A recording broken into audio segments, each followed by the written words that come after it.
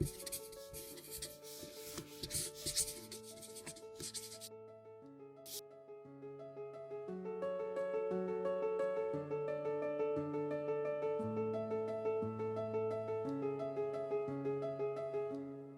I just wanted to, first of all, introduce myself. I'm Marcia Hall, the gallery director here at Bonfoy's. And I also wanted to say how I found Ardine's work. I was down in Columbus for a show at the Rife Gallery and was so taken by the wall of birds that she had there. It's 8 feet by 13 feet when it's up on the wall. And it was so impressive.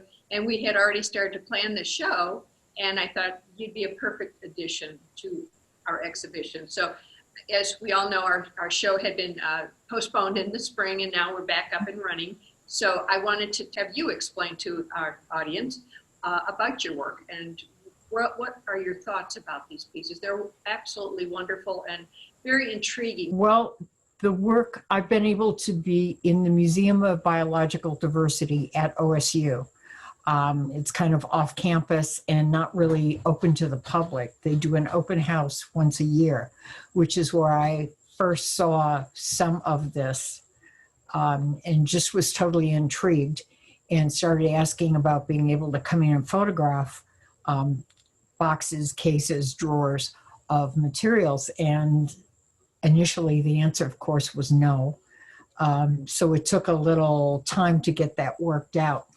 But there's so much there, and there's actually many more collections.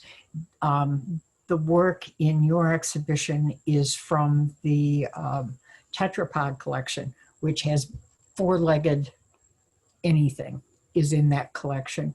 And there's 4 big cases full of these drawers. The drawers are 24 by 36 inches.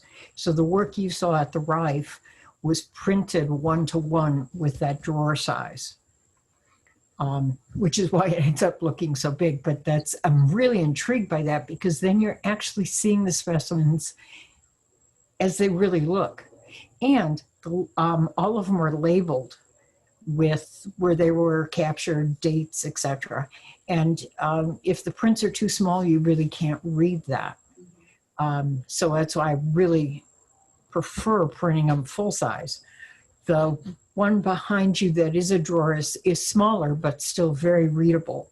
The one to your left, those particular birds are larger than life size, but they are part of the collection that is extinct or thought to be extinct, which I'm interested in and becoming more so as the environment's changing, because more animals, more living matter is going extinct through this time period.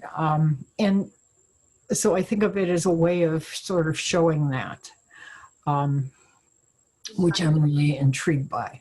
Now the butterfly ones, that's different because they're not, at least those specimens I've looked at so far are not extinct. In that collection, they have somewhere around, she isn't quite sure, 7,000 or 8,000 of those boxes.